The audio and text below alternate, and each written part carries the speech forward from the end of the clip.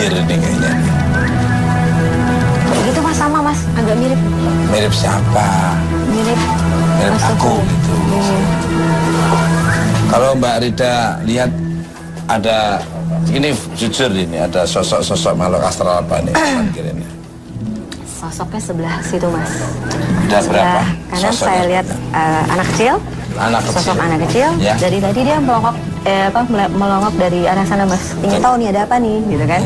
Ada apa seperti itu, dan saya lihat lagi perempuan dari atas tadi menjulurkan rambutnya di pojok sini, menjulurkan rambutnya di persis di lilin-lilin ini.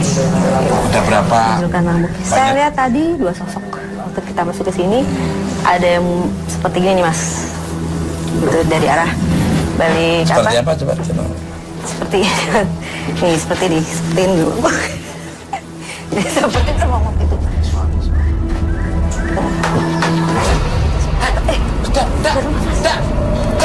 Ketemu lagi di Puan Bat. Luar biasa sekali Mbak Rida, penontonnya cantik-cantik semua. Wow. Cowoknya juga tampan-tampan sekali.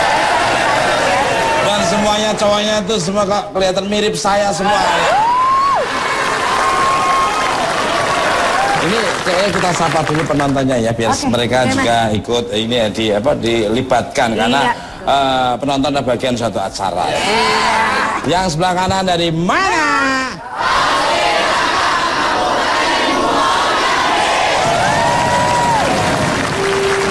Ya, sapa yang putih-putih dari mana? Oke, yang putih-putih, Mas dan Mbak yang cakep-cakep dari mana?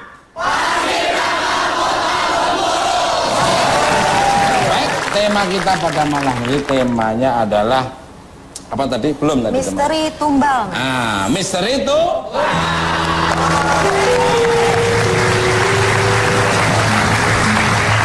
Mbak Rida, saya mau nanya ini, kenapa tadi waktu kita penelusuran di tempat yang sangat luar biasa itu, memang benar apa dikata Mbak Rida, saya senang kalau pas lewat di situ tempat kita anak-anak band standby, itu ada sosok-sosok energi yang sangat luar biasa sekali.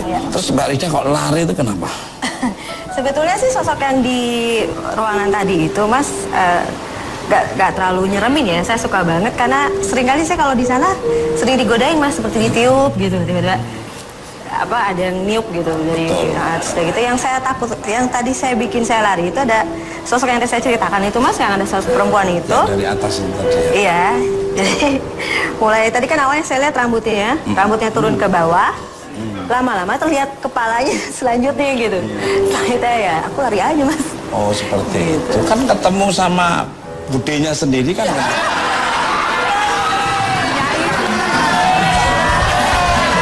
Harusnya kita harus silaturahmi ya. Apa kabar Bude? Oh tumben Bude datangnya sendiri saja. Manggil-manggil, katanya nanyain itu sebelahnya siapa. Yang ngomong aja, gitu. Ini adalah my husband saya. Tepuk tangan untuk saya. Pemirsa, bintang tamu saya yang pertama adalah seorang anak indigo yang bisa melihat kejadian di masa depan dan juga bisa melihat sosok misterius. Siapa dia? Langsung aja kita sambut Anissa.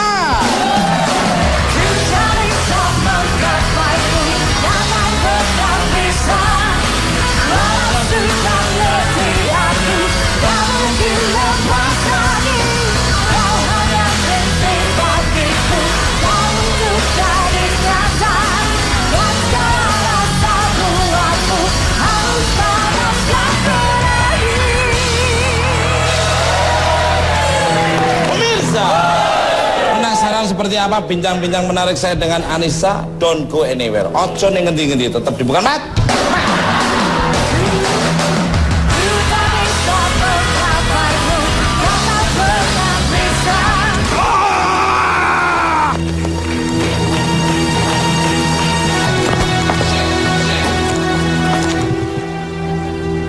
Bukan, Pak. Masih semangat?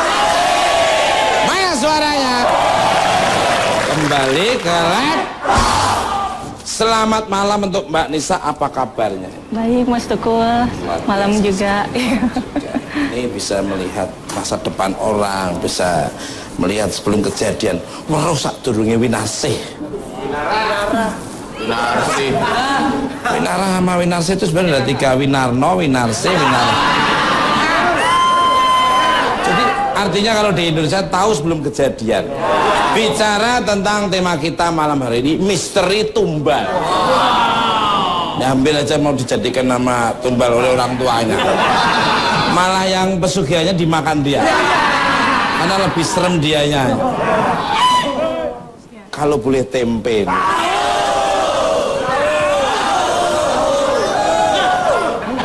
Dirimu punya pengalaman misteri nggak sih seputar tombol itu? Laptopnya juga ngelawak juga, ditulis tombol. Tulis tombol. Kalau nggak percaya bacanya apa? Iya, monggo. Punya, bahkan itu terjadi pada diri saya sendiri gitu. Jadi waktu itu ceritanya saya kan masih kelas 6 SD. Terus keluarga saya itu lagi liburan ke daerah Pelabuhan Ratu, ke pantai selatan. Terus kemudian saya sempat ke pesanggrahan Kanjeng Ratu Nyi Roro Kidul gitu. Di situ akhirnya kebetulan om saya juga ada yang sama, yang punya indra keenam juga, dan dia bisa berkomunikasi dengan bangsa jin. Nah di situ akhirnya pada saat saya sekeluarga turun ke Karangkursi, om saya itu disamperin ajudan dari Kanjeng Ratu untuk minta saya gitu, membawa saya. Akhirnya karena di situ ada negosiasi, akhirnya kacamata om saya hilang gitu. Jadi pas di Karangkursinya itu saya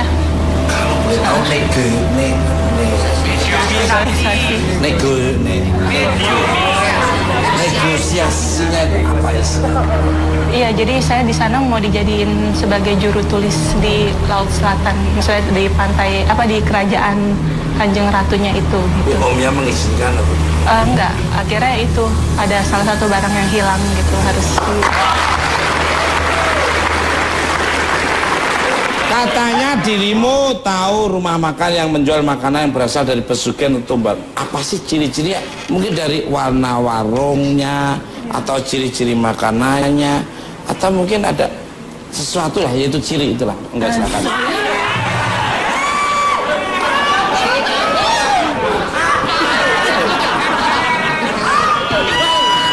Kayak orang tua aja mau dia bisa dia begini. Yang punya warung tumbal.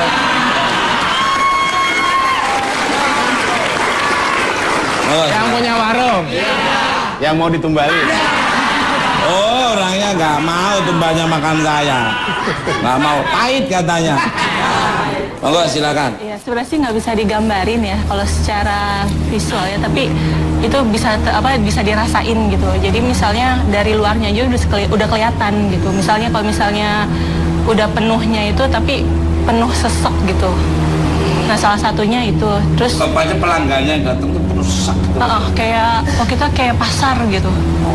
Kayak pasar. Sampai nunggu di belakang orang sampai antri. Iya, padahal sebenarnya pas kita udah nyobain makanannya biasa aja rasanya. Ada juga misalnya kita pas makan di tempatnya tuh seperti orang kelaparan, tapi pas udah nyampe rumah kayak nggak makan gitu, kayak belum makan, lapar lagi. Atau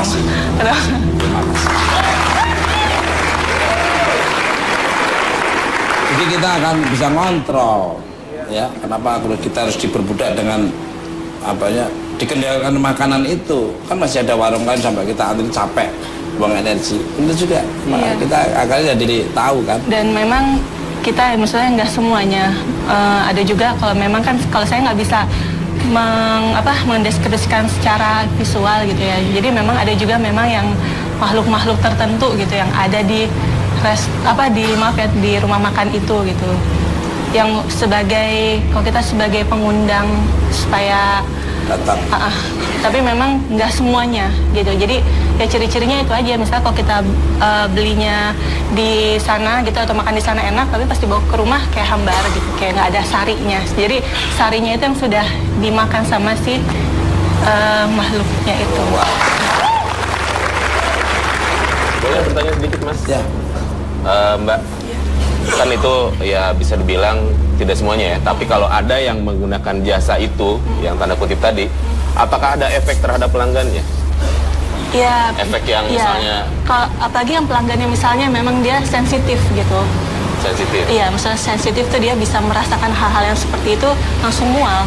Oh, mual. Iya, bisa muntah, bahkan bisa muntah gitu. Jadi di situ gimana misalnya kalau memang kita sebagai yang pelanggannya itu sensitif, nggak usah dirasakan juga. Misalnya datang aja gitu ya, misalnya dari jarak jauh pun aja bisa berasa. Jadi tergantung gimana. Kalau yang tidak sensitif, apakah ada efek sampingnya? Apakah misalnya seperti tadi muntah-muntah atau misalnya gimana gitu ada?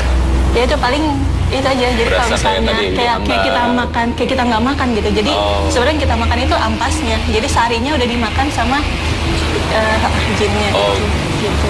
Itu salah satu. Pemirsa, bintang tamu saya satu lagi adalah seorang yang banyak mengetahui seputar misteri tumbal. Siapa dia? Langsung aja kita sambut Kang Soleh Pati. Wah!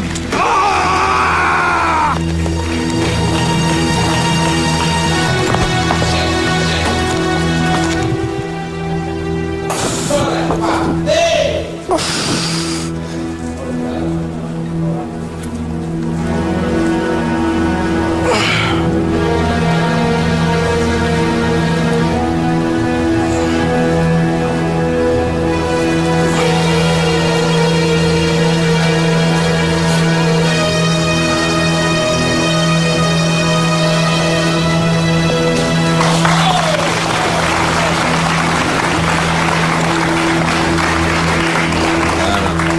Tepuk tangan yang meriah.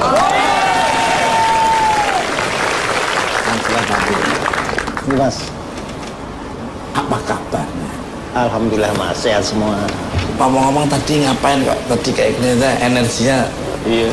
Sampai terguling-guling gitu tadi. komunikasi gitu. Ini Kang Soleh Pati kan sudah hampir 8 tahun sama saya syuting Mr. Tukul jalan-jalan. Monggo.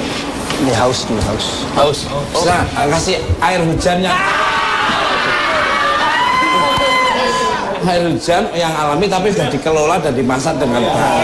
Bukan air hujan kayak gitu. Air hujan. Tamu harus diistimewakan. Tamu dikasih air hujan jahat amat, Mas. Air cucian. Ya. Mas.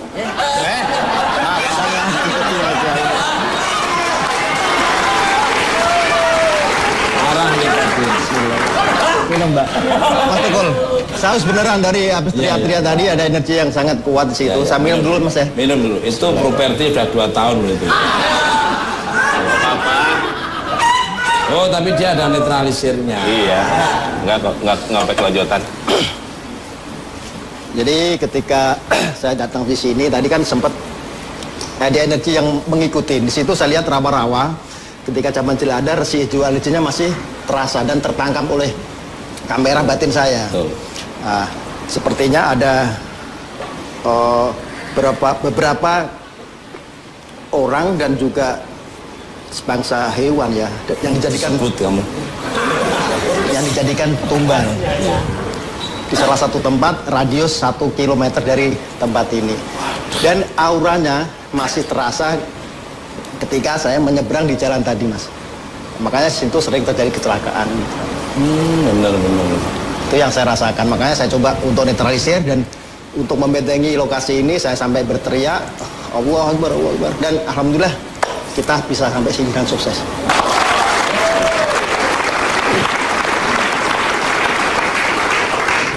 Biar teman lihat Kang Soleh Pati itu, dia bisa membaca situasi yang ada di lingkungan waktu syuting Mas Tukul jalan dan di mana aja. Kalau main ke rumah saya aja udah bisa membaca Mas Tukul sana. Dan kalau dikasih makanan dia nggak pernah mau, tapi dibungkus.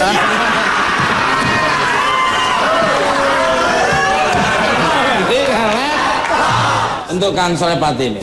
Iya Mas. Ini serius nih, tadi canda-canda interversal aja. Kalau menurut Kang Soleh Pati, apa sih tumbal menurut Kang Soleh? Monggo Kang Soleh Pati. Tumbal itu korban yang dipersembahkan untuk mencapai suatu tujuan dan maksud. Entah itu tujuannya kemewahan dunia, kekayaan, jabatan, terus juga mungkin keluarga atau pasangan dan sebagainya. Banyak hal yang di situ untuk mencakup seseorang mencapai ambisius dari tumbal itu sendiri.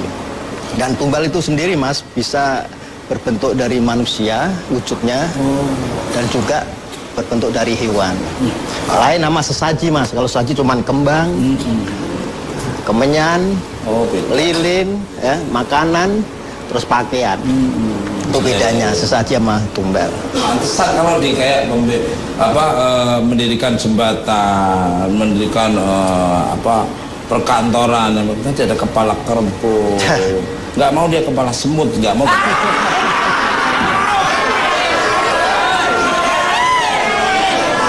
Ini yang enggak aja kepala semut.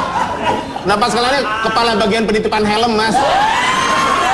Ya kalau ditawar gitu nggak apa, Bang, dia maunya memilih seperti manusia, dia harus pilih yang lahirnya hari ini atau dia milih orangnya begini, cewek, cowok atau yang ini. Ada yang kayak gitu nggak? Jadi tumbal itu sendiri kan persembahan kepada makhluk gaib atau penunggu, ya. Nah, tergantung dari permintaan atau perjanjian itu sendiri, Mas. Ada empat perjanjian atau 4 permintaan dan 4 jenis juga. Yang pertama adalah tumbal musuh, ya. Jadi misalnya seseorang punya musuh dan dia merasa dendam, akhirnya dia pergi ke salah satu orang yang pinter atau orang yang pinter lah. Terus ini nih, Mbah, misalnya kayak gitu-gitu, tolong ini digini-giniin. Akhirnya seorang yang musuh itu jadikan tumbal. Itu yang pertama. Dan yang kedua, tumbal keluarga. Tergantung perjanjian dia.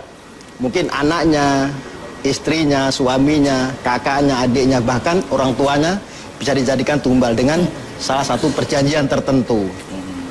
Yang ketiga, tumbal umur, ya, umur. Jadi dia menumbalkan umurnya. Ada juga. Ada sampai sekian tahun. Nanti perjanjian ketika dia meninggal, jin korin yang menyerupai arwah seseorang tadi jadi budaknya nafsu setan tadi. Dan yang terakhir, yang keempat adalah tumbal janin. Dan ketika belum berumur 7 bulan itu bisa ditumbalkan. Makanya ketika dia mungkin tahu-tahu keguguran atau mungkin lahir tanpa kayak gitu-gitu, itu bisa diperjanjian dengan gitu, janin. Ada.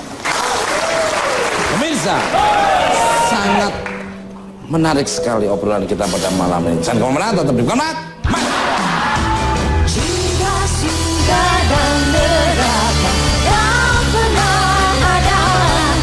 Dulu waktu zaman KKN, saya pernah di suatu tempat. Nah, saya pernah lihat. Oke, masih di Buan Bat. Masih semangat. Mana suaranya? Kembali ke lab. Untuk Kang Solepati. Menurut pengalaman Kang Solepati yang suka melukis arwah gentayangan. Arwah gentayangan. Nanti arwahmu juga nggak tahu gambarnya nanti tergambar apa, cuma asap atau arang aku nggak tahu. Sosok seperti apa sih yang biasanya merupakan arwah dari tumbal nih, Kang Solepati? Monggo, Kang Solepati. Kalau memang itu tumbal negatif, artinya bukan dari kesalahan orang itu sendiri, yang jadi tumbal dia sendiri, artinya dia menyekutukan diri selain kepada Allah, ya. Maka yang saya lihat ketika penelusuran di acara Mas Tukul itu hampir mirip-mirip, yaitu banyak yang mirip-mirip siluman dan mukanya hancur, baunya nggak enak, menjijikkan dan terengah-engah, jalannya nggak sempurna. Intinya memang sosok Atra itu menakutkan lah, Mas. Itu bedanya. Jadi yang nggak nyata, yang nyata aja kayak gini ya. Itu menyeramkan, mesti kebanyakan menyeramkan. Menyeramkan, dan itu lebih dominan ke ini ya, ke siluman gitu loh. Karena dia bentuknya gitu. Bentuknya, misalnya dia pesugihan kan, akhirnya jadi kera, siluman kera kayak gitu-gitu. Siluman jadi babi ngepet, ular, wajahnya manusia, intinya ular kayak gitu-gitu, Mas. Jadi beda. Memang kalau saya telusuri, kalau kita untuk melukis sendiri, kadang untuk energinya ini asal dari mana gitu loh. Tapi intinya saya lebih dalam lagi untuk menganalisa dari energi itu ternyata ini sosok tumbal. Gitu. Nah ini dari penonton ini, dari seluruh penonton di studio nih, studio termegah sedunia ini ya. Di antara kalian ada yang nggak melihat makhluk astral, pernah lihat nggak? Ada nggak? Ini dari Bengkulu ini. Nah ini monggo. Terima kasih. Saya pernah melihat dari mana dulu? Dari Bengkulu. Bengkulu ya. Nah, saya pernah melihat wujud makhluk halus, yaitu lebih kurang pada jam 3 malam. Dari jarak jauh dia besar, tinggi, hitam, kemudian merapat, semakin mendekat, pada saat jarak berapa meter mengecil, kemudian menghilang. Bentuknya seperti? Bentuknya seperti manusia, tapi mukanya tidak kelihatan. Luar biasa. Menarik, ada lagi? Sini Mas, ayo. Dari mana? Silakan. Nah. Ya, terima kasih. Kita dari Kabupaten Bungo, Provinsi Jambi. Ya.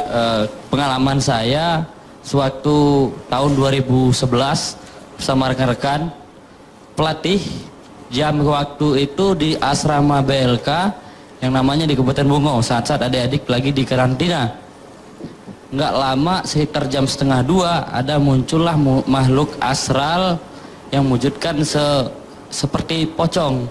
Akhirnya yang kita awalnya duduk berempat, yang tinggal itu cuma saya sendiri karena rekan-rekan dan senior saya pada lari semua. Ya. Ya saat itu ya karena saya berpikir takut sebenarnya, tapi ya pikirnya kembali lagi kepada tanggung jawab. Kalau pada semuanya lari, saya akhirnya yang lari bingung ya. Luar biasa. Luar biasa. Mungkin dari sini ada? Aku pengalaman cara bohongin aja ya. Ada? Pocong apalagi? Ya, waktu itu perkenalkan saya Nova. Ya, pas saya mau ke Jampang, Mas. Jampang itu daerah mana? Ada petanya? Jawa Barat. Kan? Oh, Jawa Barat. Sukabumi. Nah, waktu perjalanan naik mobil, saya lagi nyopir. Saya jalan naik terus turun. Nah, pojok itu jurang. Di sini ada pohon pisang, saya lihat. Apa kok putih-putih ya gitu. Loh, pocongan gitu katanya. Udah kesorot lampu, Mas. Saat jelung gitu.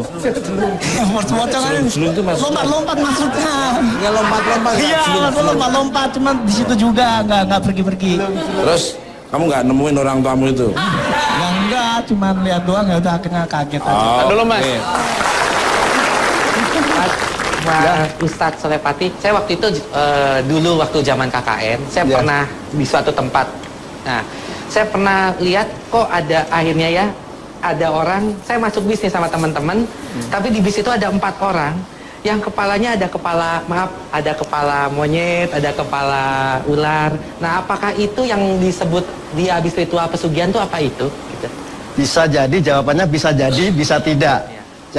Yang pertama yang bisa jadi karena itu pesugihannya dia pengen kaya, akhirnya jadi siluman kera, mungkin misalnya yang lain, misalnya siluman yang lain, misalnya kepengen jadi apa misalnya. Dan juga sosok seperti itu kadang bisa asli dari siluman ketika sosok astral itu sudah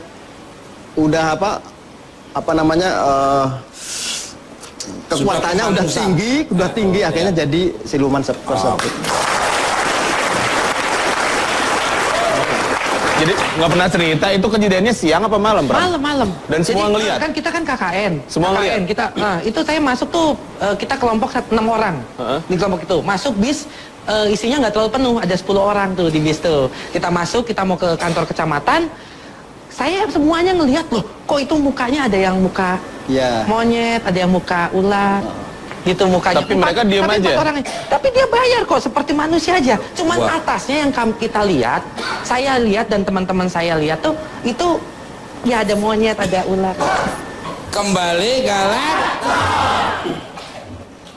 untuk Kang Solepati ini pengalaman ini loh, nyata loh ini melihat sendiri semua. Jadi makhluk gaib itu energi astral ya ada. Nah, banyak yang bilang jika membangun sebuah bangunan, jembatan, jalan raya atau jalan tol harus memberikan tumbal. Kalau menurut Kang Solepati itu harus dilakukan nggak sih, monggo? harusnya mungkin saya jawab singkat aja Mas. Jadi kita menganut ajaran agama Islam itu memang diharamkan karena pengorbanan atau apa namanya korban yang ditujukan selain Allah, jadi hukumnya jadi musyrik dan yang jadi syirik, dan yang melakukan hukumnya musyrik. Itu karena Allah sendiri juga berfirman dalam firman-Nya, qul inna sholati wa nusuki wa mahyaya wa mamati lillahi rabbil alamin. Sesungguhnya sholatku, ibadahku termasuk korban, ya, korban atau sesembahan. Terus wa mamati, wa mahyaya, hidupku, wa mamati dan matiku, lillahi rabbil alamin, hanya untuk Allah semata. Saya sangat setuju tadi dengan Kang Sulaiman. Iya, Mas. To all my guests, semua bintang tamunya. Menurut kalian ada nggak sih ciri-ciri tempat yang selalu meminta tumbal? Monggo dari Mbak Manohara dulu nih, monggo. Anissa Mano dan ini Manoan. Monggo. Biasanya ada yang masa gunung, kayak gunung-gunung. Gunung ya. Terus pantai yang kita udah tahu lah, pantai selatan kan ada juga larangan-larangan nggak boleh pakai baju hijau kalau ke pantai selatan. Pelabuhan Ratu kalau gunung Tangkuban Perahu nggak boleh pakai baju merah gitu. Terus ada juga tahu tanjakan Emen kan Mas Tukul yang di tikungan, ya tanjakan. Memang itu saya pun juga kalau misalnya sama keluarga itu kan selalu katanya suruh buang putung rokok gitu, dan itu ya percaya nggak percaya gitu, dan memang hal-hal seperti itu kadang kan di luar nalar manusia gitu kan. Cuman yang goib itu tetap aja memang ada gitu di situ. Ya ciri-ciri seperti itu. Luar biasa. Sudah dikasih tanda-tanda, Pep. Kang Sulaiman tadi pertanyaan tadi sama dengan tempat-tempat yang untuk kalau saya mungkin sudah dijawab sama Mbak Anissa, mungkin saya ini lebih ke suasana ya. Suasana artinya tempat itu kalau mau memakan korban, sebelum memakan korban nih, memakan tumbal nih, kelihatan nih, tanda-tandanya nih. Nah, misalnya ini tempat sesuatu yang sering makan korban. Nah, ketika belum memakan korban, belum waktunya mengambil tumbal, itu kelihatan sunyi, senyap gitu. Dan tidak ada apa aktivitas sama sekali. Tapi ketika dia sudah bergerak dan akan mengambil tumbal dari mungkin dari apa aja yang dia mauin, itu terasa lokasi tersebut udah panas, udah baunya sudah seperti ada anyir-anyir darah kayak gitu, terus mencekam. Itu tanda-tanda lokasi tersebut akan mengambil tumbal. Pemirsa, bintang tamu kita satu lagi adalah wanita cantik dan seksi yang sering mengalami kejadian mistis. Langsung aja kita sambut Putri Lana.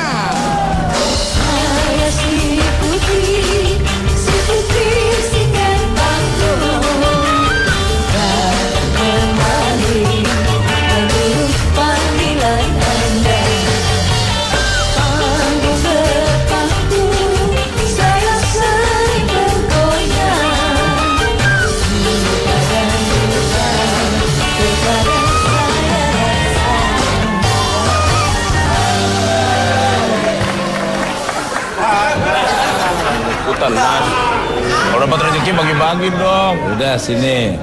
Ini penonton cowok-cowok dari Jambi, dari Bengkulu kayak terperangah ya. Lihat sosok yang tiba-tiba membuat semangat luar dalam. Luarnya nggak kelihatan tapi dalamnya. Seperti apa bintang-bintang saya dengan bintang tamu saya sangat luar biasa ini. Gitu. Maksudnya luar biasa menakutkannya dan luar biasa menyenangkan, dan kemana tetap di bukan Mat.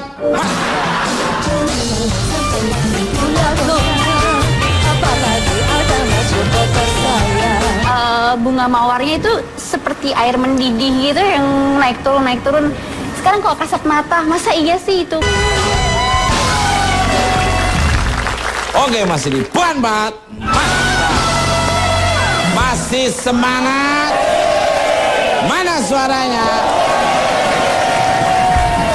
Kembali lagi ke laptop.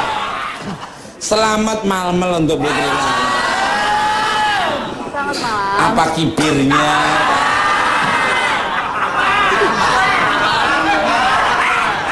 Heboh kali dia. Iya, karena kan lihat bidadari yang cantik turun dari langit, nyangkut di genteng terus gelinding. Terus saya tangkap gua, ya kan. Alhamdulillah baik Mas Tukul. Sehat. Mas Tukul sehat? Everything is okay. I am healthy, I am fine. I am sorry lah pokoknya. Ayam goreng lah pokoknya. Enggak, betul anak. Pernah nggak sih dirimu mengalami kejadian mistis yang berhubungan dengan mistis atau tumbal nih, monggo? Kalau tumbal sih kebetulan belum pernah Mas. Tetapi kalau Mas Tukul boleh flashback, sewaktu kita syuting di Jepara, itu kan kita sempat berkunjung ke tempat kayak dan di situ kalau mau kaya kan harus ada tumbalnya. Sebelum kita syuting, tepat sebelum kita kan malam banget ya Mas ya. Mau menjelang maghrib aku masih ingat. Iya, itu maghribnya kan ada orang yang meninggal untuk pertumbalan di situ. Di sawahnya itu kalau Mas Tukul masih ingat. Ya, saya masih ingat flashback ya. Waktu mau maghrib, saya sudah pesen. Ini mau maghrib, kalau bisa tolong jangan diteruskan dulu. Iya, kita break dulu. Break dulu. Tapi ngeyel, namanya anak-anak muda, emosionalnya itu lebih dominan daripada kesabaran. Kalau orang-orang udah jam terbang seperti saya punya plywood atau jam terbang itu kan paham. Ngeyel. Udah mau maghrib dilanjutin, itu pada tempat makam juga. Iya, mungkin makam. ada Kang apa? Ada Kang Soleh. Begitu tuh kita mau.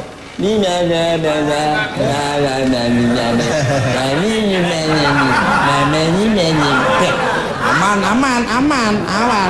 Jalan dia sama satunya lagi Penelope.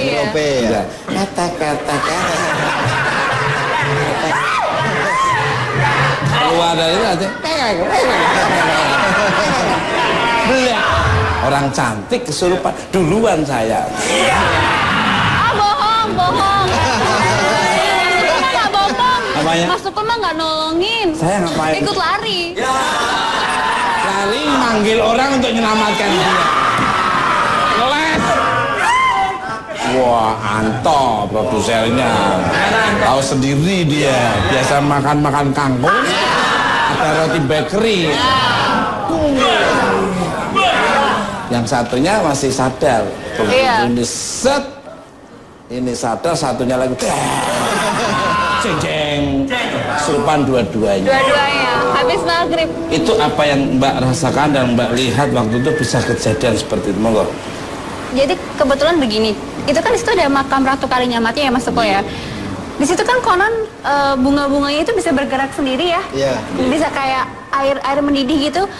Saya sama Cinta sudah dipesan jangan membicarakan atau kalau bahasa Jawanya ojo ngrasani gitu kan. Kita sama Cinta, apa ini kecoa kali ya di belakang gitu kan di bawah. Itu benar-benar bunga mawarnya itu seperti air mendidih gitu yang naik turun. Sekarang kalau kasat mata, masa iya sih itu mistis gitu kan. Setelah kita ngomongin itu, keluar dari makam, jalan berapa detik ya Mas Tukul ya? Langsung pingsan aja sudah, nggak kuat rasanya. Nggak terlintas lihat apa-apa nggak ya? Cuma langsung aja pingsan aja? Enggak sih Mas, alhamdulillah tidak. Cuman memang itu berat banget rasanya di punggung gitu ya Pak. Ya, kalau maghrib itu memang kan keluar masuknya bangsa astral Mas. Ya, ketika kita mau aktivitas sholat lah apa, dia itu pada keluar. Makanya Nabi sendiri menyuruh anak-anak kalau maghrib suruh pintu tertutup dan pada sholat, pada ngaji seperti itu. Kalau di Jawa kita ayo masuk nanti ya di gondol momok tingtong. Kalau di Jawa di tempat saya sama saya masuk nanti di gondol momok tingtong. Momok tingtong. Balik